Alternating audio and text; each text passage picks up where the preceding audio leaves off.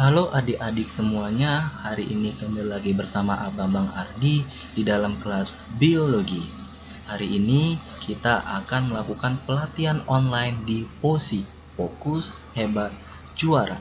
Abang berharap adik-adik semuanya bisa fokus sehingga hebat dalam mengerjakan soal dan menjadi juara dalam Olimpiade Sains Nasional.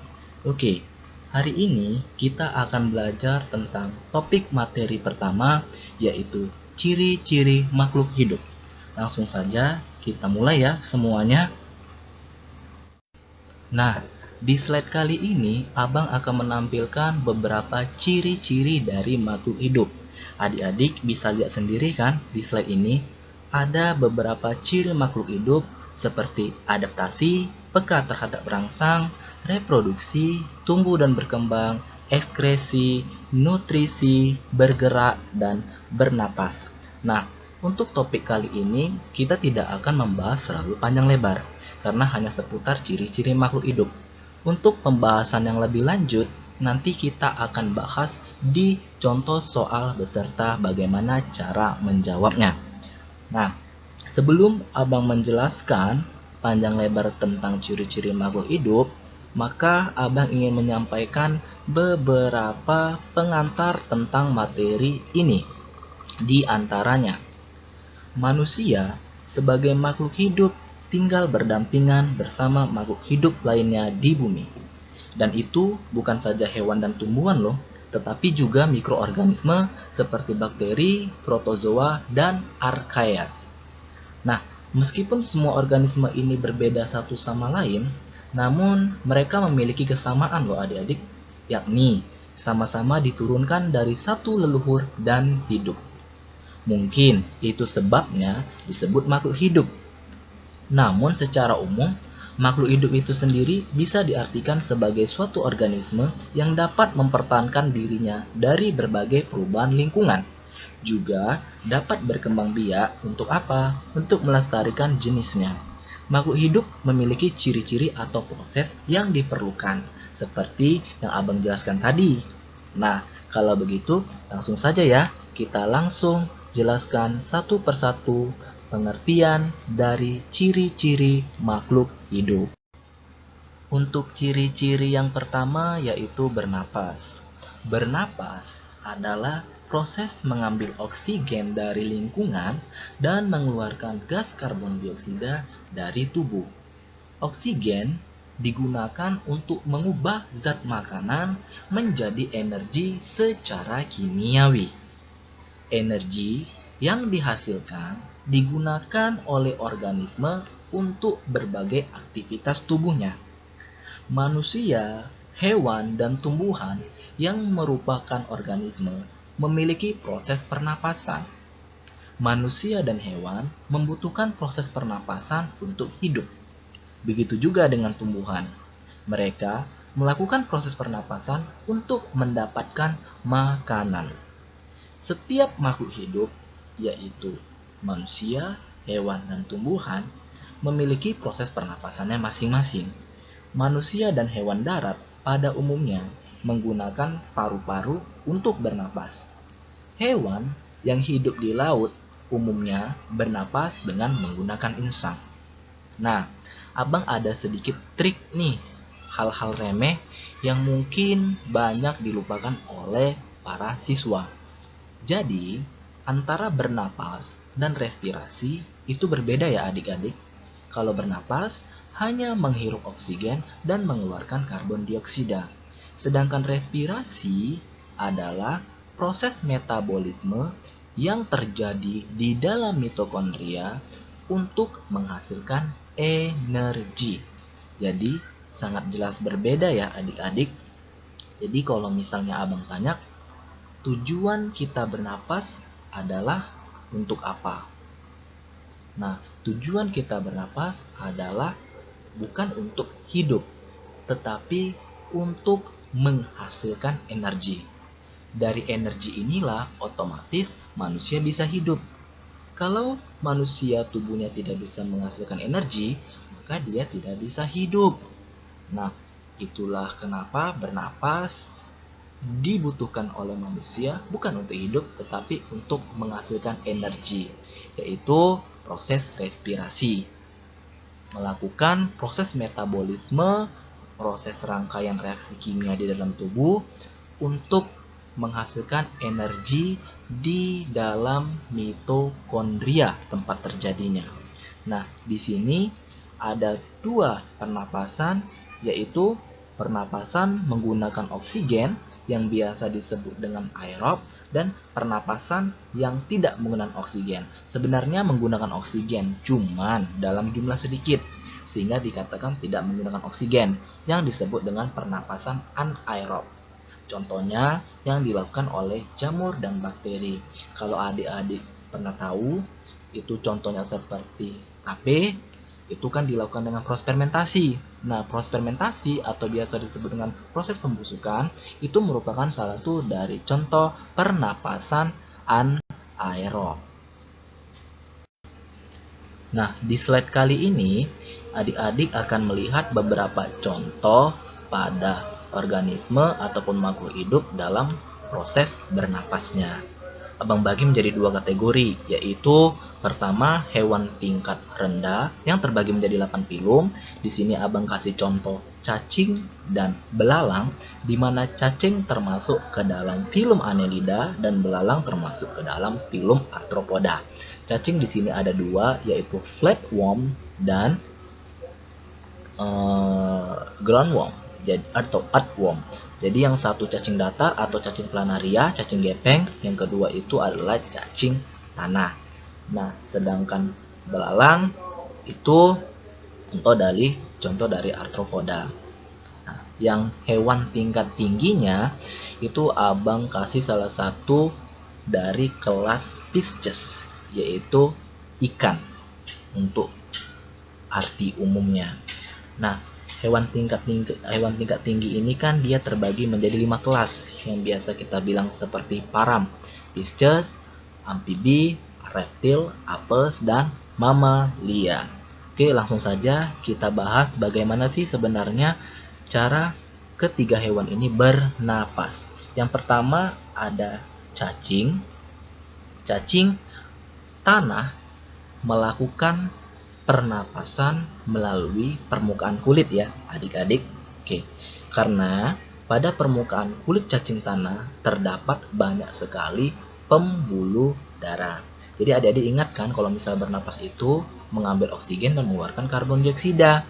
Nah, itu kalau pada hewan dan manusia, dan menghasilkan lendir pada permukaan kulitnya.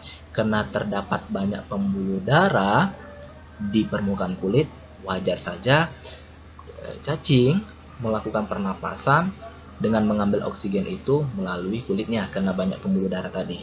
Nah, kondisi kulit yang selalu lembab inilah yang membuat proses penyerapan oksigen itu berlangsung dengan lebih baik. Jadi keadaan lembab itu dapat mempercepat atau memperlancar pengikatan antara oksigen dengan pembuluh darahnya.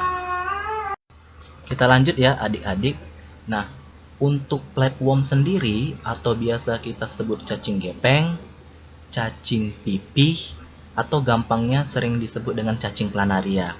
Nah, ada informasi sedikit, cacing planaria ini merupakan indikator pencemaran loh adik-adik. Artinya ketika dia berada di suatu lingkungan, maka lingkungan tersebut bisa dikatakan bersih.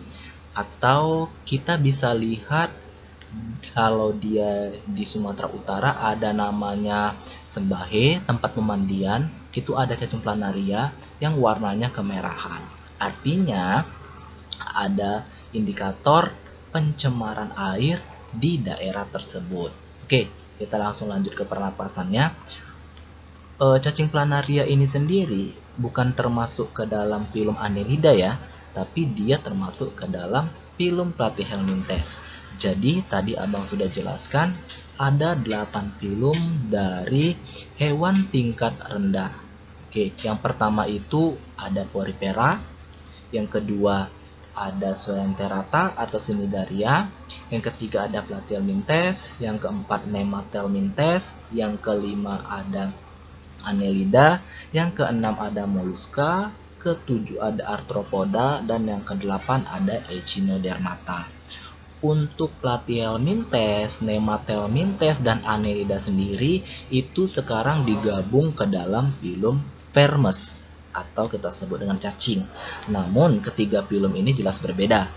Artinya planaria dan cacing tanah itu jelas berbeda. Planaria termasuk ke dalam Platyhelminthes, sedangkan cacing tanah termasuk ke dalam filum Annelida. Namun persamaan mereka adalah mereka sama-sama melakukan pernapasan melalui permukaan tubuhnya. Nah, untuk cacing planaria sendiri sama seperti cacing tanah, oksigen akan berdifusi atau masuk ke dalam permukaan tubuh dari cacing planaria dan diteruskan ke dalam jaringan tubuh, diedarkan. Ketika selesai melakukan proses reaksi kimia, maka oksigen akan berganti menjadi karbon dioksida, dibuang dari jaringan, diangkut oleh pembuluh darah, dan dikeluarkan melalui permukaan tubuhnya tersebut secara difusi pula. Nah, di sini kalau kita bicara Platyhelminthes, klasifikasinya bisa dibagi menjadi 3 kelas. Ini sangat penting ya adik-adik. Ada kelas Turbellaria atau biasa disebut cacing bulu getar, ada kelas Trematoda atau cacing hisap, ada kelas Cestoda atau cacing pitah. Nah, ini sering menjadi perbincangan bagi masyarakat ya. Oke, yang pertama kelas Turbellaria. Kelas Turbellaria itu merupakan cacing pipih atau planaria tadi, cacing gepeng kita sebut, yang menggunakan bulu getar. Jadi tidak nampak ya bulu getarnya, tapi dia menggunakan bulu getar sebagai alat geraknya. Oke, yang kedua ada kelas Trematoda. Trematoda ini artinya memiliki alat isap yang dilengkapi dengan kait untuk melekatkan diri pada inangnya. Karena golongan ini hidup sebagai parasit pada manusia dan hewan. Beberapa contohnya itu ada Paschiola hepatica atau sering kita sebut dengan cacing hati. Ada Clonorchis dan Schistosoma. Yang ketiga ada kelas Cestoda. Kelas Cestoda biasa memiliki kulit yang dilapisi oleh kitin, sehingga dia tidak tercemar oleh enzim di usus inangnya. Cacing ini biasanya merupakan parasit pada hewan. Contohnya ada Taenia solium dan Taenia saginata. Keduanya berbeda ya, berbedanya ketika menginjeksi objek ataupun inang yang dipilih. Kalau Taenia solium, dia memilih inang berupa hewan babi, sedangkan Taenia saginata, dia memilih inang berupa sapi. Oke. Nah, spesies ini menggunakan Scolex untuk menempel pada usus inang. Taenia sendiri bereproduksi dengan menggunakan telur yang telah dibuahi dan di dalamnya terkandung larva yang disebut dengan onkosper. Jadi ingat ya, Taenia solium itu menginfeksi hewan babi, sedangkan Taenia saginata menginfeksi hewan sapi. Nah, untuk contoh yang kedua itu ada dari golongan atau kelompok hewan tingkat tinggi, yaitu dari kelas Pisces atau ikan. Ikan sendiri itu bernapas dengan organ atau alat yang biasa kita sebut dengan insang. Nah, insang, sistem pernapasan pada ikan itu dengan mengambil oksigen yang terlarut di dalam air yang mereka alirkan melalui insang tersebut.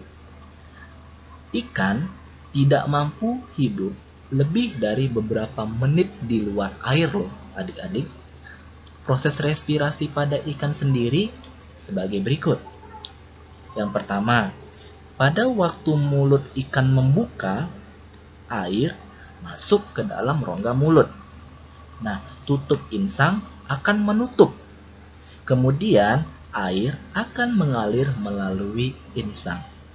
Nah, air tersebut akan disaring terlebih dahulu oleh rigi-rigi pada lengkung insang. Kemudian barulah air tersebut bisa masuk ke dalam insang. Ikan ini mempunyai sistem osmoregulasi. Contohnya, ikan yang hidup di air tawar atau sungai dan ikan yang hidup di air asin atau kita sebut dengan laut itu berbeda secara osmoregulasinya ataupun regulasi tubuhnya. Kenapa? Supaya ikan bisa tetap bertahan hidup, maka dia harus melakukan yang namanya regulasi yang disebut dengan osmoregulasi atau pengaturan osmosis di dalam tubuhnya. Apa yang diosmosis? Yang diosmosis itu adalah airnya. Nah, ini juga berhubungan dengan pernapasan loh. Osmoregulasi pada ikan air laut dan ikan air tawar itu berbeda. Kalau pada ikan air laut, dia harus banyak minum. Kenapa? Karena dia hidup di konsentrasi yang tinggi atau pekat, maka dia akan kehilangan banyak air. Supaya nggak kehilangan banyak air, maka dia harus banyak minum. Dan pasti harus sedikit kencing atau mengeluarkan urin supaya tidak banyak kehilangan air. Karena dia banyak minum, otomatis urin yang keluar pasti lebih encer. Berbeda dengan ikan air tawar. Ini kebalikannya.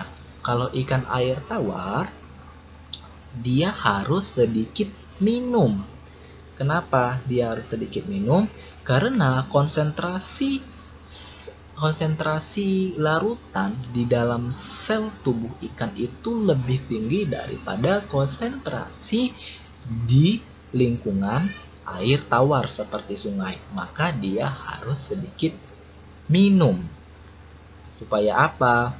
Supaya air tidak berlebihan masuk ke dalam tubuh ikan tersebut. Oke. Kalau dia sedikit minum, otomatis dia harus banyak kencing atau mengeluarkan urin supaya tetap stabil di dalam tubuhnya. Nah, kalau dia sedikit minum, otomatis urin yang dikeluarkan itu pasti akan lebih pekat. Oke. Nah, kita berpindah ke contoh yang ketiga yaitu belalang. Belalang itu bernapas dengan yang namanya yang disebut dengan sistem trakea. Belalang sendiri termasuk ke dalam filum Arthropoda dan kelas insekta ataupun serangga. Nah, belalang pernapasannya dilakukan menggunakan trakea seperti bentuk tabung yang berisi udara. Tabung tersebut terbuka di permukaan toraks dan abdomen. Nah, toraks itu di bagian dada, sedangkan abdomen itu kita bisa bilang di bagian perut. Oke, melalui pasangan katup spirakel. Oke, oksigen dari luar masuk lewat spirakel, kemudian menuju ke pembuluh-pembuluh yang ada di trakea. Pembuluh trakea itu bercabang hingga menjadi cabang halus yang disebut dengan trakeolus. Darah tidak mengangkut oksigen, melainkan hanya mengangkut sari-sari makanan. Oke, jika otot perut belalang berkontraksi, maka trakea memipih, sehingga udara yang kaya karbon dioksida akan keluar dari tubuh. Jika otot perut belalang berelaksasi, maka trakea akan kembali pada volume semula, sehingga udara luar yang kaya oksigen akan masuk ke dalam trakea. Untuk contoh selanjutnya, kita bisa lihat gambar burung. Burung itu bernapas dengan paru-paru dan pundi-pundi udara. Burung memperoleh oksigen dari udara. Burung mempunyai alat pernapasan yang terdiri atas lubang hidung, laring, trakea, bronkus, paru-paru, dan kantong udara. Nah, kantong udara ini jumlahnya 4 pasang dan berupa selaput yang sangat tipis. Fungsi kantong udara sendiri untuk membantu pernapasan pada waktu terbang. Udara akan masuk melalui lubang hidung, kemudian melewati trakea, juga ke bronkus, lalu masuk ke dalam paru-paru. Nah, dari paru-paru inilah udara tersebut akan dialirkan ke dalam kantong udara sebagai cadangan udara pada saat burung terbang. Nah, untuk pundi-pundi udara itu terhubung langsung ke paru-paru, yaitu sakus pneumatikus. Pundi-pundi udara terletak di pangkal leher, ruang dada, antar tulang karakoid, ketiak, rongga perut, dekat tulang paha, dan tulang lengan atas. Nah, keseluruhannya itu ada 9 buah. Fungsi pundi-pundi udara ini yaitu ada 5. Yang pertama, bisa membantu pernapasan burung saat terbang atau menyimpan udara. Yang kedua, membantu memperbesar siring atau sumber suara sehingga suara burung menjadi lebih keras. Yang ketiga, menyelubungi organ dalam sehingga tubuh tidak terasa dingin.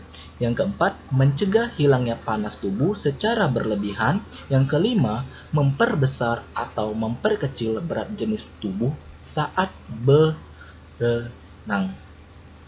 Nah, untuk contoh yang kedua, itu ada manusia. Manusia sendiri itu bernapas melalui hidung dan turun dari batang tenggorokan atau disebut juga sebagai trakea. Tenggorokan atau trakea ini bercabang dan menuju ke paru-paru. Cabang trakea ini biasa kita sebut dengan bronkus. Bronkus bercabang lagi menjadi cabang yang lebih kecil seperti pohon yang disebut dengan bronkiolus.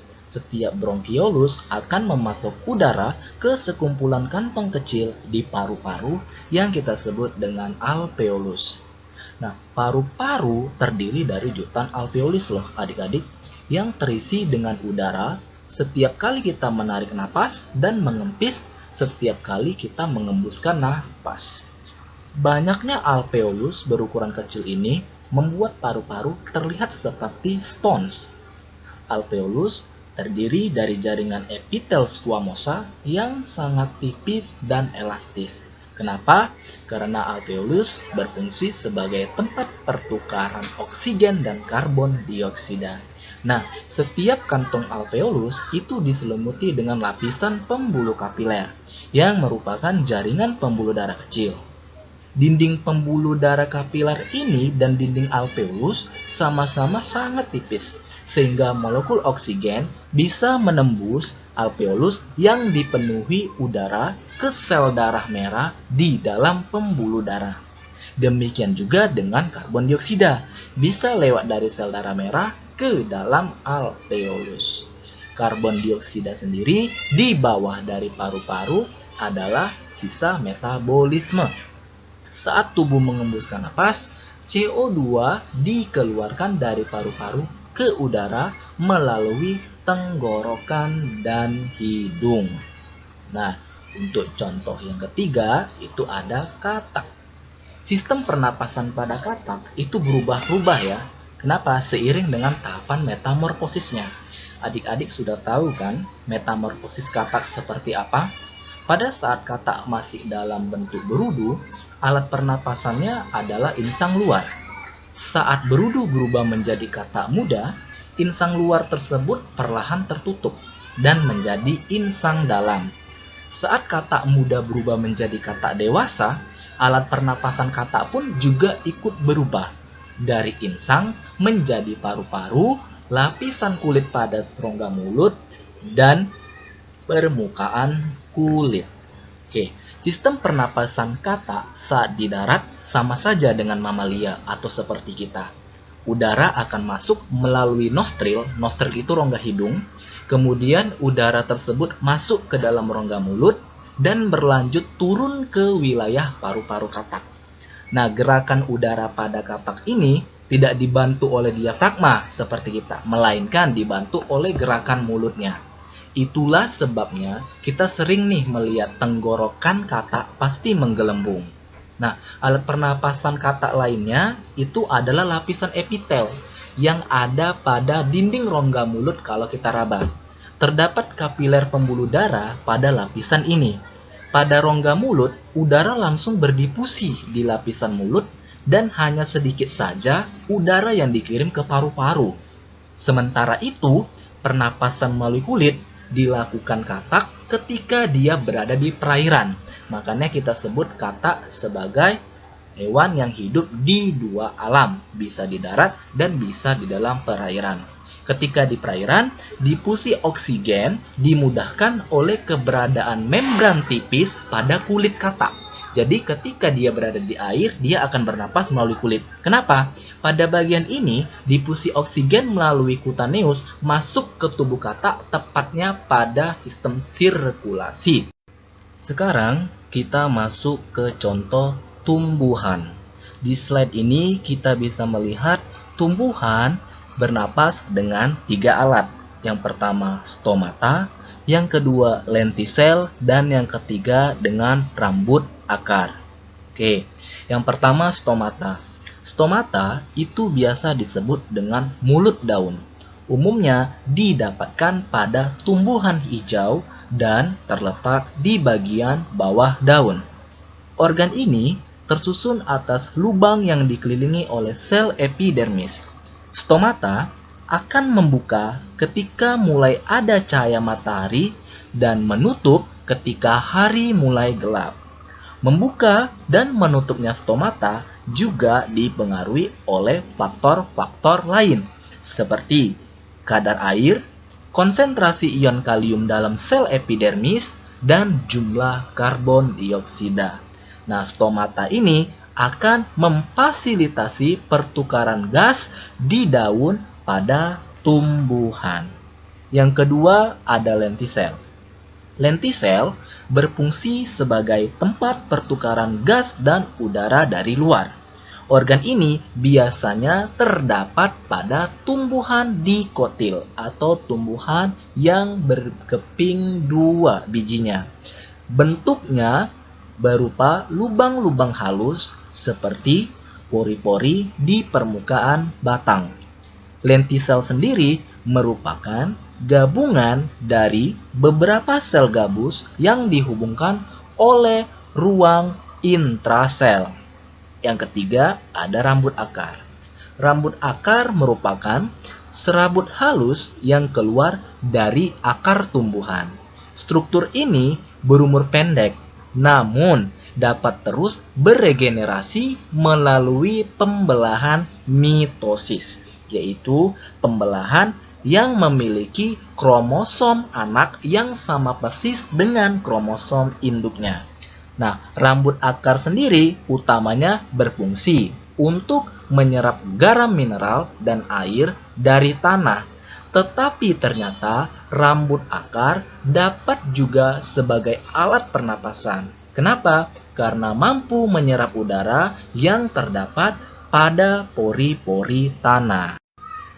Ciri-ciri makhluk hidup yang kedua adalah bergerak. Manusia dan hewan dapat bergerak atau berpindah tempat. Alat untuk bergerak pada setiap makhluk hidup juga berbeda-beda. Manusia dan hewan yang hidup di darat umumnya menggunakan kaki untuk berjalan atau berlari. Sedangkan hewan yang hidup di air umumnya menggunakan sirip untuk bergerak bebas di dalam air. Hewan seperti burung menggunakan sayap untuk bergerak. Namun, ada juga hewan yang cara bergeraknya dengan melata, melompat, dan lain sebagainya. Di sini, bergerak dapat dibedakan menjadi 2, gerak aktif dan gerak pasif.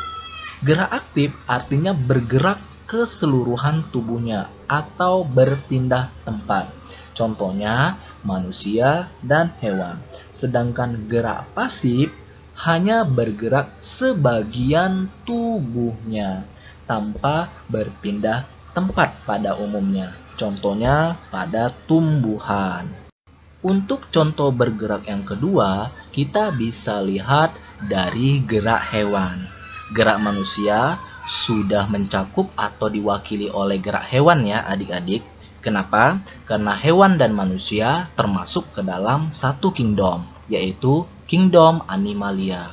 Nah, untuk gerakan sendiri, gerak hewan terbagi menjadi 3 tempat, di dalam air, di udara, dan di darat. Bagaimana gerakannya di dalam air? Air memiliki kerapatan yang lebih besar dibandingkan udara. Air memiliki daya angkat yang lebih besar dibandingkan udara. Tubuh hewan yang hidup di air memiliki massa jenis yang lebih kecil pastinya daripada lingkungan air itu sendiri. Gaya angkat air yang besar dan massa jenis hewan yang kecil menyebabkan hewan dapat melayang di dalam air dengan mengeluarkan sedikit energi. Hewan yang hidup di air pasti biasanya bergerak menggunakan sirip. Nah, yang kedua, hewan yang hidup di udara. Hewan-hewan yang hidup di udara terbang dengan cara yang unik.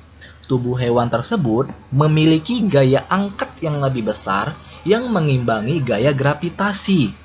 Salah satu upaya untuk memperbesar gaya angkat yaitu dengan menggunakan sayap. Prinsip yang sama diterapkan pada pesawat terbang kalau kita lihat.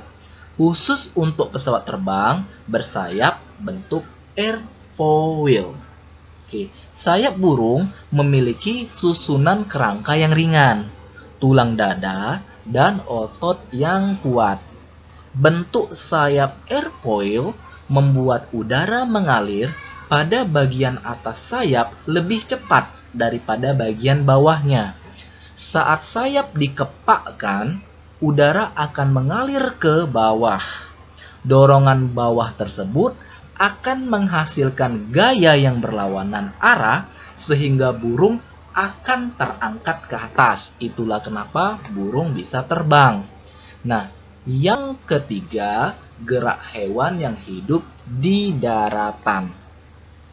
Bagaimana gerakannya? Atau bagaimana cara mereka bergerak? Kecenderungan hewan yang hidup di darat adalah memiliki otot dan tulang yang kuat pastinya. Tulang dan otot tersebut diperlukan untuk mengatasi inersia. Inersia itu kecenderungan tubuh untuk diam dan untuk menyimpan energi pegas atau yang kita sebut dengan elastisitas. Untuk apa? Untuk melakukan aktivitas bergerak. Gajah dan kerbau contohnya memiliki massa tubuh yang besar. Akibatnya, untuk bergerak, gajah dan kerbau harus melawan inersia yang nilainya juga besar. Namun, perbedaan struktur tulang dan otot hewan tersebut masing-masing hewan menyebabkan hewan tersebut dapat bergerak lebih lincah dibanding hewan lainnya. Misalnya, kuda, cheetah, dan kijang. Sekarang kita masuk ke contoh bergerak. Abang bagi menjadi 3, contohnya pada protozoa atau amuba, pada hewan, dan juga pada tumbuhan. Yang pertama pada amuba. Nama ilmiah yang paling sering ditemukan pada amuba adalah Amuba proteus. Bagaimana cara bergeraknya? Ini sangat menarik untuk mengetahui bagaimana amuba bergerak sendiri, karena prosesnya sudah benar-benar berbeda dari proses gerak normal makhluk hidup lainnya. Amuba dapat mendorong dirinya sendiri dengan mengubah struktur tubuhnya. Pada dasarnya, itu merupakan sitoplasma dan variasi dalam komposisi yang membantu dalam penggerakan dari organisme tersebut. Amuba juga dapat memperluas sisi tubuhnya untuk melahirkan struktur-struktur khusus yang dikenal sebagai pseudopodia atau yang kita sebut dengan kaki semu. Inilah yang memungkinkan amuba untuk menyeret dirinya sendiri dalam proses bergerak. Contoh yang terakhir ada gerak pada tumbuhan. Gerak pada tumbuhan dibagi menjadi 3. Gerak nasti, gerak tropisme, dan gerak taksis. Gerak nasti adalah gerak bagian tumbuhan yang arah geraknya tidak dipengaruhi oleh arah datangnya rangsangan. Gerak nasti disebabkan oleh perubahan turgor pada jaringan di tulang daun. Berdasarkan jenis rangsangannya, gerak nasti dapat dibedakan lagi. Ada yang namanya seismonasti atau tikmonasti, yaitu gerak nasti akibat rangsangan sentuhan. Contohnya, daun putri malu atau mimosa pudica akan tertutup ketika disentuh. Yang kedua ada niktinasti, yaitu gerak nasti yang terjadi akibat pengaruh gelap. Contohnya, gerak tidur yang dilakukan oleh daun dari tumbuhan polong-polongan. Yang ketiga ada termonasti, merupakan gerak nasti yang disebabkan oleh rangsangan suhu. Contohnya, mekarnya bunga tulip di Belanda ketika suhu udara naik. Yang keempat ada fotonasti, gerak nasti yang disebabkan oleh rangsangan cahaya. Contohnya adalah mekarnya bunga pukul 4 atau Mirabilis jalapa pada saat sore hari di saat terkena sinar matahari. Yang kelima ada gerak nasti kompleks, yaitu gerak nasti yang disebabkan lebih dari satu rangsangan. Contohnya yang sudah Abang jelaskan yaitu gerak membuka dan menutupnya stomata. Karena ada beberapa faktor yang menyebabkan membuka dan menutupnya stomata. Yang kedua ada gerak tropisme. Tropisme merupakan gerak tumbuhan yang arah geraknya dipengaruhi oleh arah datangnya rangsangan. Sedangkan gerak nasti tidak dipengaruhi oleh arahnya datang rangsangan. Tropisme dibagi dua, ada yang positif, ada yang negatif. Yang positif geraknya mendekati arah rangsangan. Yang negatif geraknya menjauhi arah rangsangan. Nah, berdasarkan jenis rangsangan, tropisme dapat dibagi menjadi 7. Yang pertama ada geotropisme. Geotropisme berarti gerak tropis yang disebabkan oleh rangsangan gravitasi bumi. Oke, contohnya ada geotropisme positif atau gerak organ tumbuhan mendekati inti bumi. Sedangkan geotropisme negatif adalah gerak berlawanan dari arah gravitasi bumi atau menjauhi inti bumi. Ini banyak sekali contohnya. Yang kedua ada fototropisme, yaitu gerak tropis yang disebabkan oleh pengaruh cahaya. Fototropisme ada dua, positif dan negatif. Pada umumnya, bagian tumbuhan di atas tanah bersifat fototropisme positif. Contohnya, bunga matahari akan mekar dan batangnya mengikuti arah sinar matahari. Sedangkan akarnya akan bersifat fototropisme negatif atau menjauhi arah rangsangan matahari. Yang ketiga, tikmotropisme merupakan gerak tropis yang disebabkan karena rangsangan sentuhan. Pada umumnya, tikmotropis terjadi pada tumbuhan pemanjat atau tumbuhan yang memiliki sulur. Contohnya, anggur, ubi jalar, melon, dan lainnya. Yang keempat ada hidrotropisme. Hidrotropisme merupakan gerak tropis yang disebabkan karena rangsangan air. Contohnya gerak pertumbuhan akar menuju ke arah air. Yang kelima ada termotropisme. Gerak tropisme yang disebabkan karena rangsangan suhu. Yang keenam ada kemotropisme. Gerak tropisme yang disebabkan karena rangsangan zat kimia. Contohnya gerak akar menuju pupuk. Yang terakhir ada reotropisme, yaitu gerak tropisme yang disebabkan oleh aliran air sehingga mempengaruhi arah gerak tumbuhan. Contohnya eceng gondok. Eceng gondok bisa tumbuh karena adanya eutrofikasi atau berlebihnya zat-zat surfaktan hasil limbah industri domestik yang mengarah ke lingkungan danau. Yang terakhir ada gerak taksis. Gerak taksis merupakan gerak yang terjadi akibat rangsangan luar. Nah, kalau tropisme hanya sebagian tubuh yang bergerak, sedangkan taksis seluruh tubuh tumbuhan ini akan bergerak. dan arah gerakannya ditentukan oleh arah rangsangannya. Oke, berdasarkan jenis rangsangan, gerak taksis bisa dibedakan menjadi 8. Yang pertama ada fototaksis. Fototaksis merupakan gerak taksis yang disebabkan oleh rangsangan cahaya. Contohnya, gerakan Eglionapiridis menuju cahaya. Jelas seluruh tubuhnya akan ikut bergerak. Kemotaksis, gerak taksis yang disebabkan oleh rangsangan zat kimia. Contohnya, gerakan sel spermatozoid pada tumbuhan menuju sel telur. Yang ketiga, galvanotaksis atau elektrotaksis merupakan gerak taksis yang disebabkan oleh rangsangan listrik. Contohnya, gerak organisme tingkat rendah yang bergerak mendekati listrik.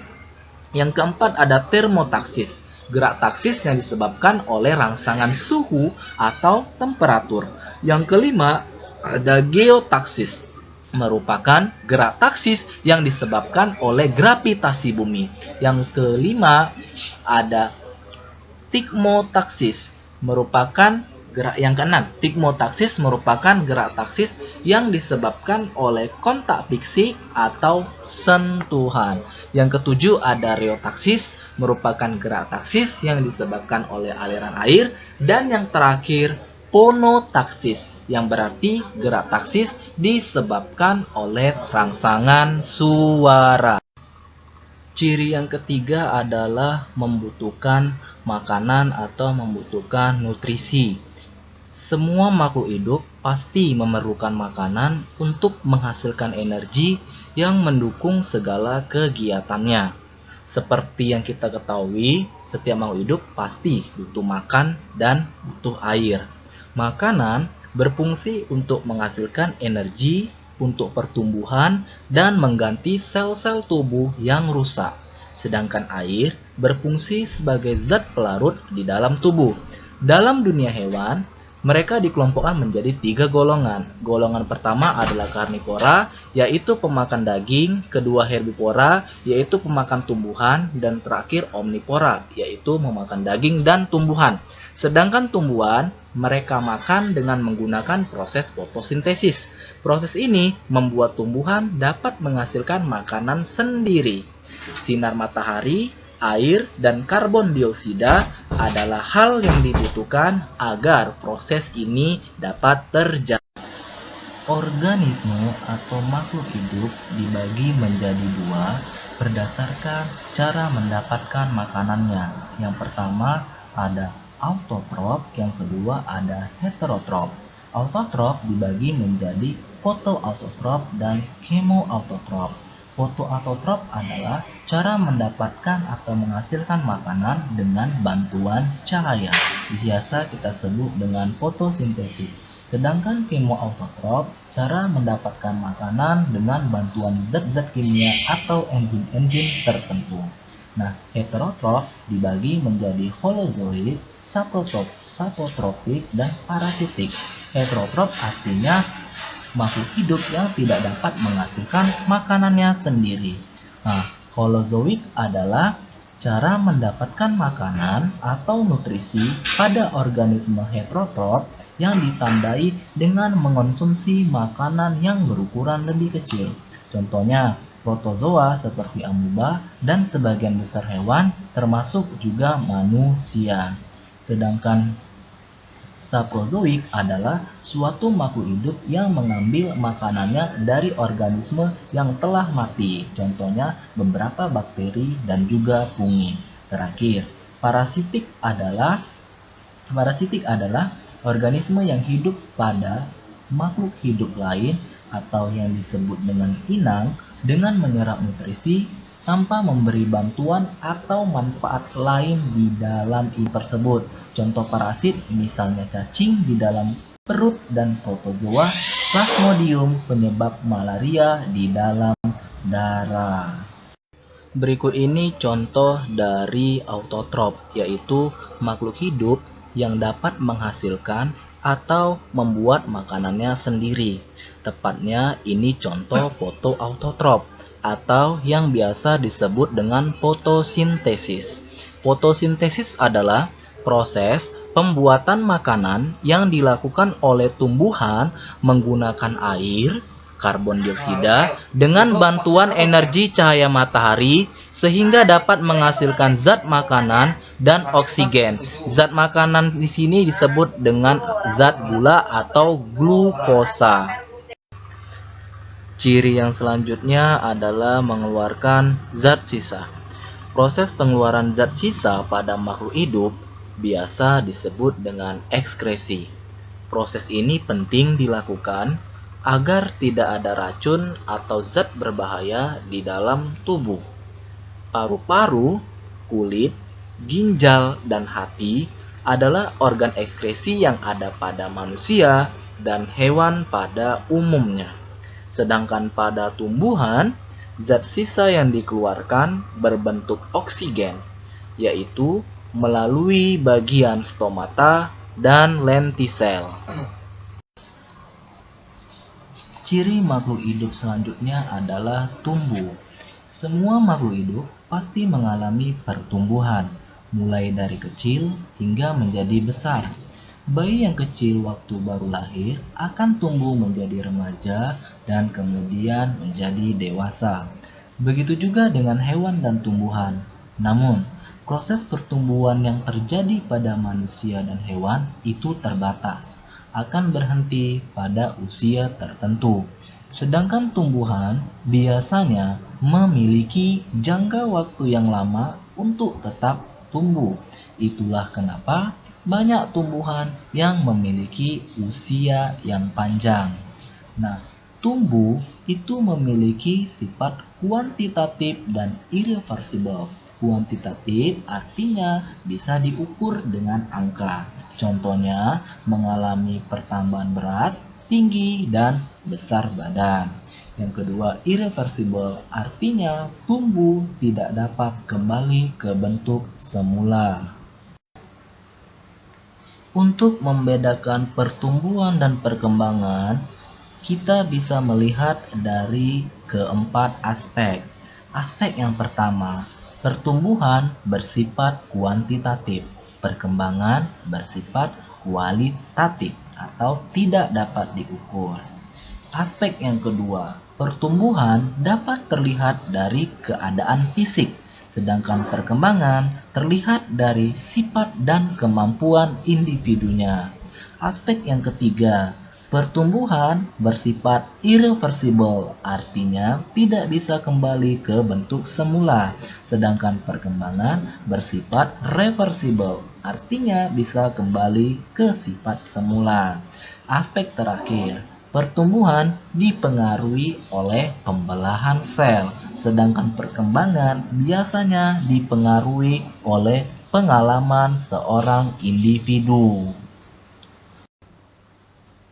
Pertumbuhan dan perkembangan kata melewati tahap metamorfosis. Metamorfosis adalah perubahan bentuk pada makhluk hidup dalam siklus hidupnya. Kata merupakan salah satu hewan vertebrata yang mengalami proses metamorfosis sempurna. Berikut perubahan-perubahan yang terjadi pada kata. Tahap pertama, telur. Telur kata tidak memiliki cangkang yang keras. Telur kata terjadi akibat pembuahan eksternal atau di luar tubuh dan berkembang di luar tubuh induknya. Tahap kedua, berudu. Berudu merupakan perkembangan dari telur. Berudu memiliki ekor untuk berenang. Organ pernapasan berudu berupa insang karena habitatnya di air. Tahap ketiga, berudu berkaki. Perkembangan selanjutnya dari berudu adalah berudu berkaki. Kaki muncul menjelang perubahan menjadi kata muda. Tahap keempat, kata berekor. Perkembangan kata berekor merupakan perkembangan selanjutnya dari berudu. Periode ini memungkinkan kata dapat hidup di darat karena memiliki kaki yang lengkap. Pada tahap ini, ekor kata belum hilang sempurna. Tahap terakhir, kata dewasa. Tahap sempurna dari metamorfosis kata di mana ekor kata benar-benar akan hilang. Hilangnya ekor kakak disebabkan karena aktivitas lisosom.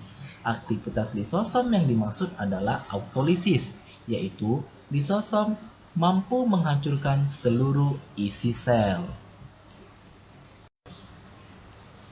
Tahukah adik-adik bahwa semua makhluk hidup mengalami proses berkesinambungan yang disebut dengan pertumbuhan dan perkembangan, tidak terkecuali bagi kita manusia sendiri.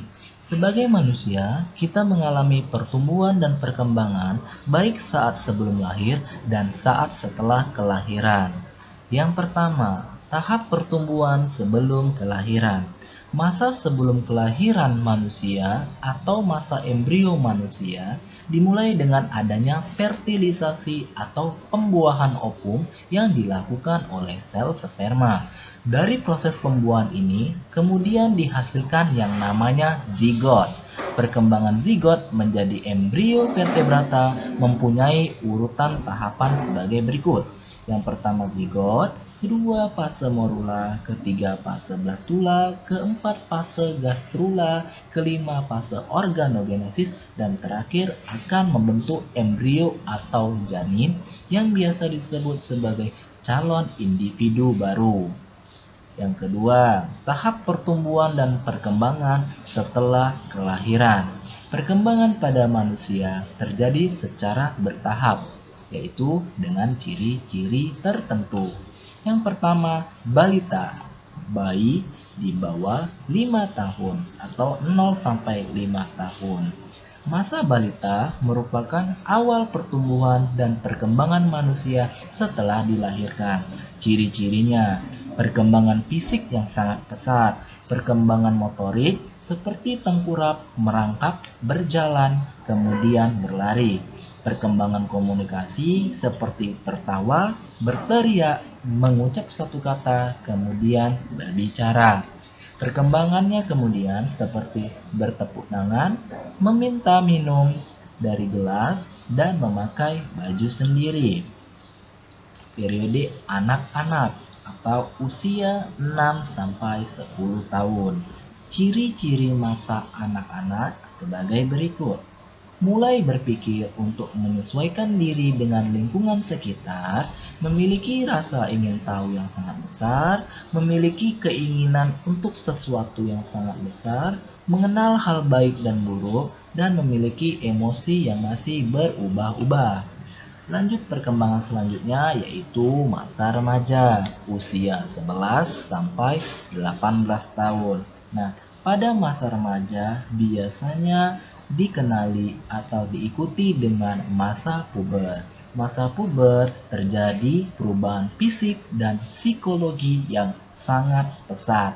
Anak perempuan biasanya lebih cepat mengalami masa puber daripada anak laki-laki. Yang terakhir, manula.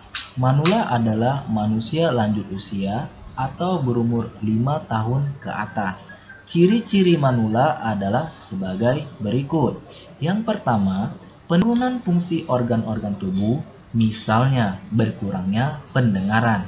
Yang kedua, gerakannya menjadi lambat karena persendian kaku dan tulang keropos atau yang biasa disebut dengan osteoporosis. Yang ketiga, tubuh cepat letih dan daya tahan tubuh terhadap penyakit juga menurun. Yang keempat, pada wanita yang mengalami menopause, tahapan pertumbuhan dan perkembangan manusia ini ditandai dengan berhentinya haid karena organ reproduksi tidak mampu menghasilkan ovum yang matang. Ciri makhluk hidup selanjutnya adalah mampu berkembang biak. Kita pasti sudah tahu bahwa setiap makhluk hidup itu berkembang biak. Karena setiap makhluk hidup pasti akan mati, maka dengan berkembang biak mereka dapat melestarikan jenisnya. Proses berkembang biak setiap makhluk juga berbeda-beda. Ada yang beranak, bertelur, membelah diri, dan lain sebagainya.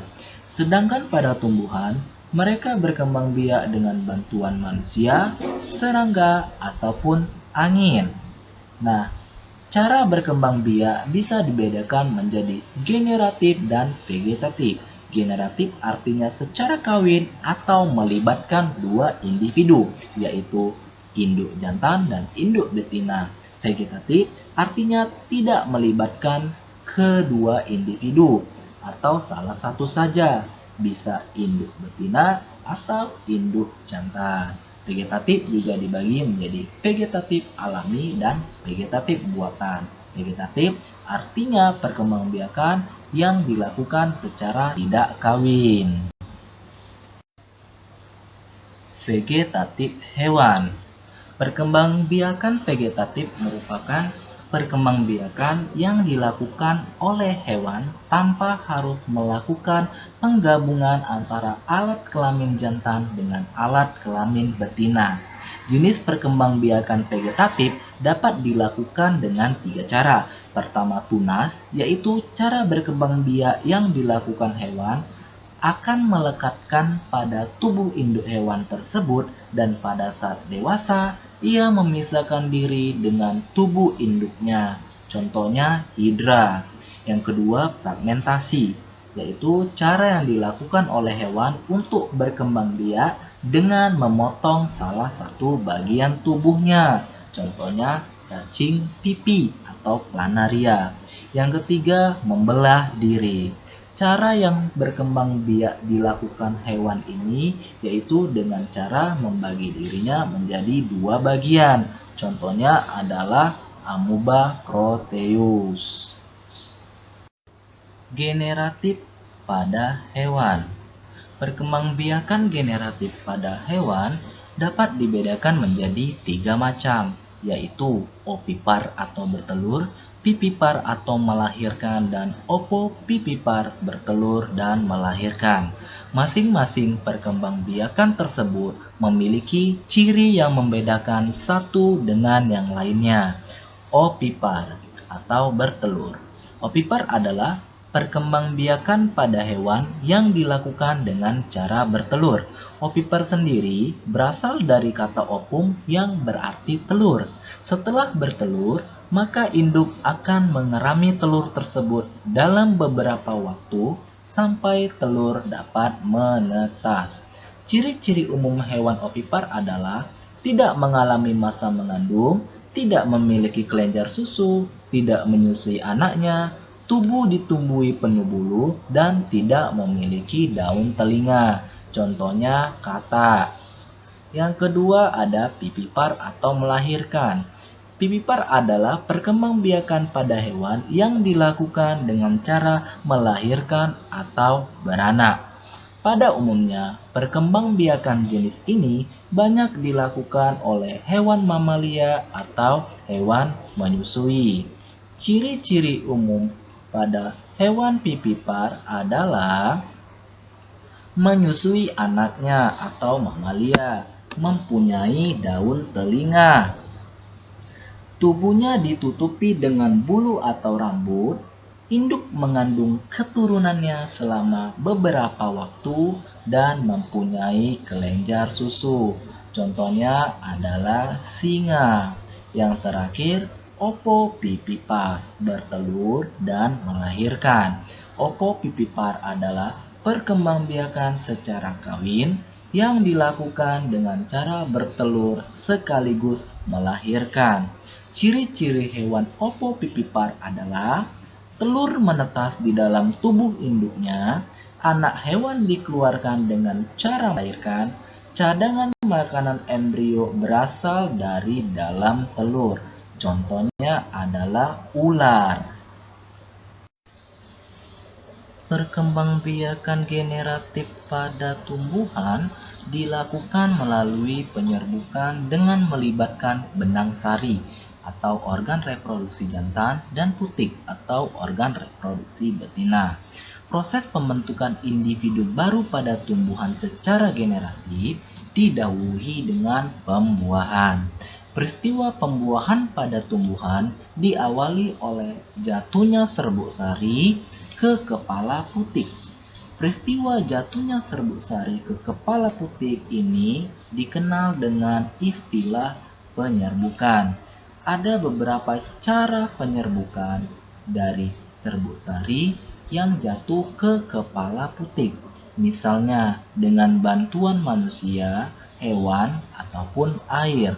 Terkadang, dua jenis tanaman yang terlibat pada proses penyerbukan bisa berbeda atau bisa juga sama, sehingga penyerbukan bisa dibedakan menjadi penyerbukan sendiri, tetangga, silang, dan bastar. Serbuk sari yang menempel pada kepala kutik kemudian akan jatuh menuju bakal biji. Pertemuan antara serbuk sari dengan bakal biji kemudian akan menghasilkan calon tumbuhan baru berupa biji tanaman. Melalui biji tanaman inilah kemudian akan terbentuk individu baru dari sebuah tumbuhan. Pada umumnya, perkembangbiakan generatif dialami oleh tumbuhan berbunga, karena pada bunga terdapat benang sari dan putik sebagai organ terpenting dan perkembangbiakan generatif. Yang kedua, perkembangbiakan vegetatif. Perkembangbiakan vegetatif adalah perkembangbiakan tanpa melalui perkawinan. Perkembangbiakan adalah Perkembangbiakan cara ini dilakukan dengan cara menggunakan bagian tubuh induknya. Perkembangbiakan vegetatif hanya melibatkan satu induk saja, sehingga sifat anaknya pasti sama dengan sifat induknya. Terdapat dua macam perkembangbiakan secara vegetatif pada tumbuhan, yaitu vegetatif alami dan vegetatif buatan. Vegetatif alami contohnya spora, rizoma, umbi akar, umbi batang, tunas, dan lain sebagainya. Sedangkan vegetatif buatan contohnya cangkok, stek, okulasi, dan lain sebagainya. Ciri makhluk hidup selanjutnya adalah peka terhadap rangsang atau dapat bereaksi terhadap keadaan sekitar. Reaksi ini timbul ketika muncul rangsangan dari lingkungan.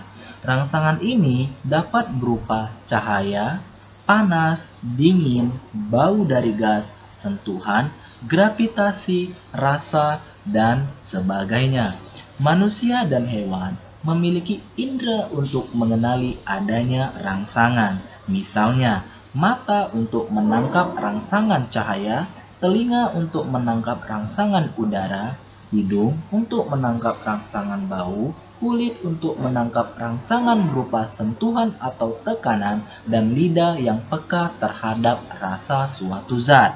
Sedangkan pada tumbuhan, kita bisa melihat rangsangan yang terjadi dengan gerakan tumbuhan yang mendekat ke arah matahari. Kemampuan menanggapi rangsangan pada makhluk hidup disebut dengan iritabilitas. Rangsangan itu dapat berupa rangsangan cahaya, suhu, air, sentuhan, suara, bau, ataupun makanan. Rangsangan merupakan rangsangan dari luar tubuh yang tadi Abang jelaskan. Sedangkan rangsangan dari dalam tubuh, misalnya ingin buang air karena kantong kemih penuh dengan urin, atau rasa lapar karena sudah saatnya makan. Nah, indera adalah alat tubuh yang peka terhadap suatu rangsangan. Hewan dan manusia dilengkapi dengan indera. Indra sangat peka terhadap rangsangan, sehingga manusia dan hewan dapat melihat, mendengar, mencium, mengecap, merasa, dan meraba. Mata peka terhadap rangsangan cahaya, sehingga kita dapat melihat. Telinga peka terhadap getaran suara, sehingga kita dapat mendengar. Hidung peka terhadap rangsangan bau, sehingga kita dapat mencium. Lidah peka terhadap rangsangan rasa sehingga kita dapat mencap rasa makanan. Kulit peka terhadap rangsangan panas atau dingin, tekanan, sentuhan, maupun luka. Tumbuhan tidak mempunyai indera untuk menerima rangsangan. Meskipun tidak memiliki indera, tumbuhan peka terhadap rangsangan berupa cahaya, air, gaya tarik bumi, dan sentuhan. Misalnya, daun tumbuhan putri malu atau Mimosa indica akan mengucup jika tersentuh. Menutupnya daun putri malu menunjukkan bahwa tumbuhan tersebut peka terhadap rangsangan sentuhan.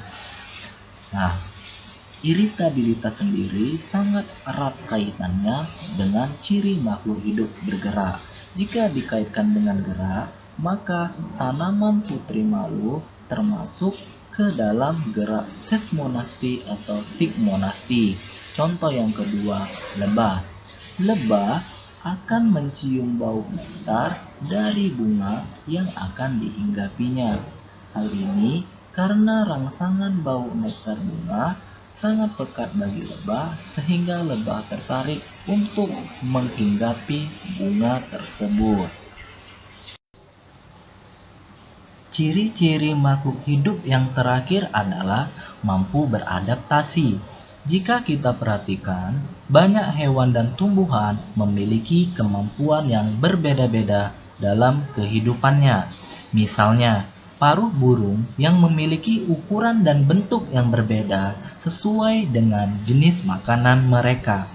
Perbedaan ketebalan bulu yang dimiliki hewan yang hidup di daerah dingin dan yang hidup di daerah tropis, atau perbedaan daun yang dimiliki setiap tumbuhan disesuaikan dengan keadaan lingkungan mereka. Itu semua membuktikan bahwa makhluk hidup memiliki kemampuan untuk menyesuaikan diri dengan lingkungan di mana ia tinggal. Hal itulah yang membuat mereka mampu bertahan hidup. Jadi, bisa disimpulkan bahwa adaptasi adalah kemampuan makhluk hidup untuk menyesuaikan diri dari lingkungan dan mengatasi tekanan agar tetap bisa bertahan hidup. Setiap makhluk hidup sudah dijelaskan memiliki cara beradaptasi yang berbeda-beda gantung dengan kemampuan masing-masing makhluk hidup tersebut. Adaptasi pada hewan. Adaptasi pada hewan merupakan bentuk penyesuaian diri hewan dengan lingkungannya untuk mempertahankan hidup. Adaptasi hewan terbagi menjadi 3, morfologi, fisiologi, dan tingkah laku. Yang pertama, adaptasi morfologi. Adaptasi morfologi adalah penyesuaian makhluk hidup melalui perubahan bentuk organ tubuh yang berlangsung sangat lama untuk kelangsungan hidupnya. Adaptasi ini sangat mudah dikenali dan mudah diamati karena tampak dari luar tubuhnya. Meskipun hewan dapat bergerak bebas, hewan juga melakukan beragam adaptasi morfologi untuk menyesuaikan dengan tempat hidup dan jenis makanannya. Adaptasi morfologi berupa penyesuaian tubuh hewan seperti ukuran dan bentuk gigi, penutup tubuh, dan alat gerak pada hewan. Gigi disesuaikan dengan jenis makanannya, sehingga gigi hewan pemakan daging berbeda dengan hewan pemakan tumbuhan.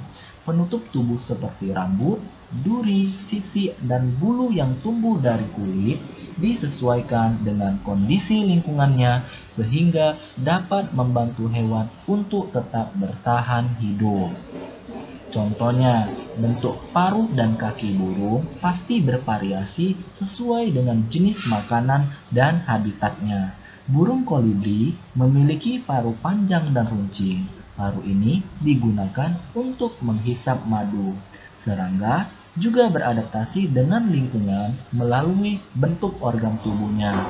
Organ tubuh jangkrik dan belalang yang digunakan untuk beradaptasi adalah mulutnya. Mulut kedua hewan tersebut mempunyai rahang bawah dan atas yang sangat kuat. Yang kedua, ada adaptasi fisiologi. Fisiologi berasal dari bahasa Yunani yang berarti fungsi kerja organ atau alat tubuh. Adaptasi fisiologi berarti menyesuaikan kerja organ tubuh terhadap kondisi lingkungan di mana makhluk hidup itu akan melakukan kehidupan. Penyesuaian terhadap kerja organ ini merupakan hasil evolusi makhluk hidup yang berlangsung berpuluh-puluh tahun sebelumnya.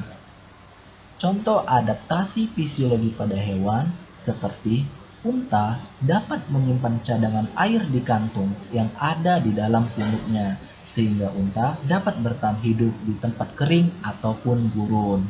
Yang kedua, burung hantu memiliki penglihatan yang tajam pada malam hari sehingga memudahkannya untuk mencari makanan. Begitu juga dengan ikan yang hidup di laut akan mengeluarkan urin yang lebih sedikit dan pekat jika dibandingkan dengan ikan yang hidup di air tawar. Setelah itu, ada sapi atau ruminansia yang lambungnya teradaptasi sedemikian rupa menjadi 4 ruangan. Yang terakhir ada adaptasi tingkah laku.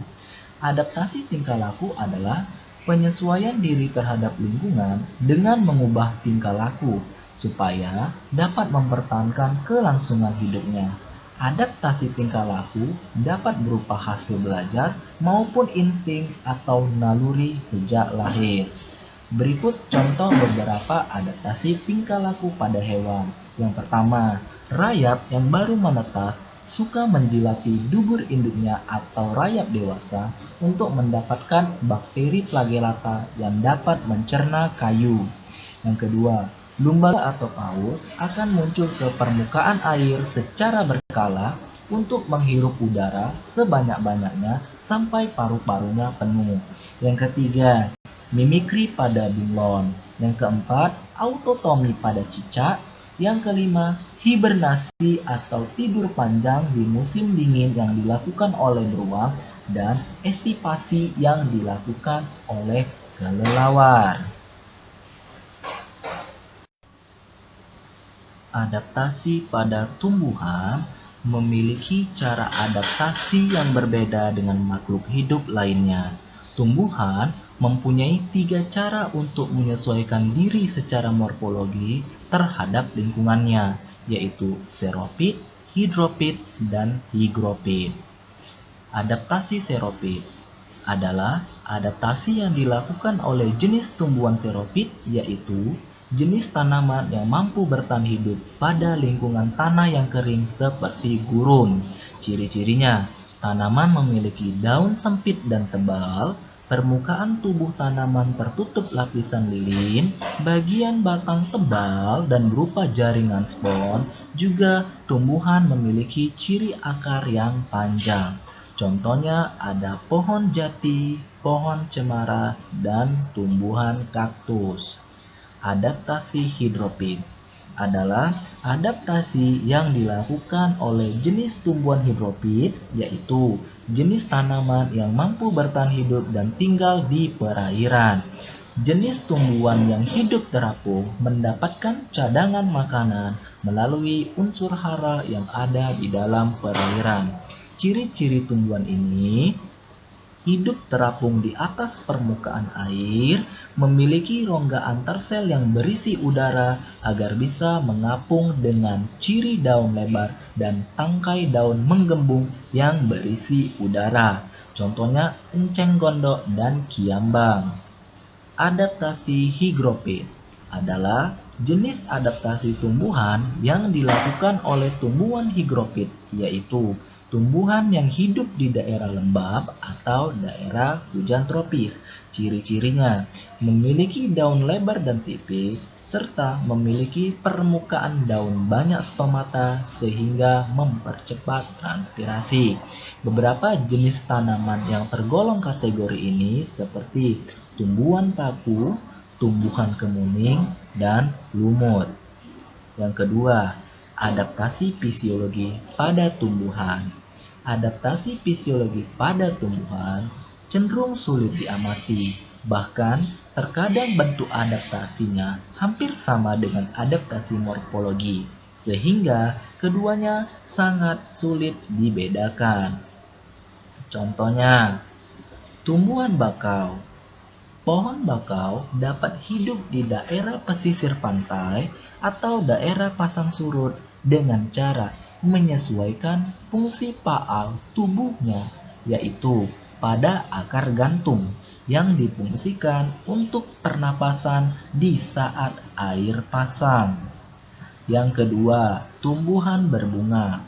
Selain memiliki bentuk mahkota indah, beberapa jenis tumbuhan berbunga juga melakukan adaptasi fisiologi dengan cara menghasilkan aroma atau bau khas bunga yang dapat menarik perhatian serangga, sehingga dapat membantu proses penyerbukan. Dengan begitu, bunga yang dihasilkan dilengkapi dengan kelenjar madu atau nektar. Contoh yang ketiga, adaptasi tingkah laku. Adaptasi tingkah laku dapat dibedakan menjadi 4. Yang pertama, adaptasi terhadap cahaya. Contohnya, tumbuhan polong-polongan. Tumbuhan polong-polongan seperti petai Cina akan beradaptasi pada kondisi gelap. Pada kondisi gelap, tekanan turgor tangkai tanaman petai Cina akan menurun, sehingga pada kondisi gelap, daun tanaman akan menjadi layu. Yang kedua, adaptasi terhadap sentuhan. Contohnya, tumbuhan putri malu. Tumbuhan putri malu akan segera mengatupkan daunnya ketika mendapatkan sentuhan atau terkena rangsangan eksternal lainnya. Cara ini bertujuan untuk melindungi diri dari hewan herbivora. Ketika daun mengatup, hewan akan sulit membedakan antara ranting dan daunnya. Yang ketiga, adaptasi terhadap suhu. Contohnya, tumbuhan jagung.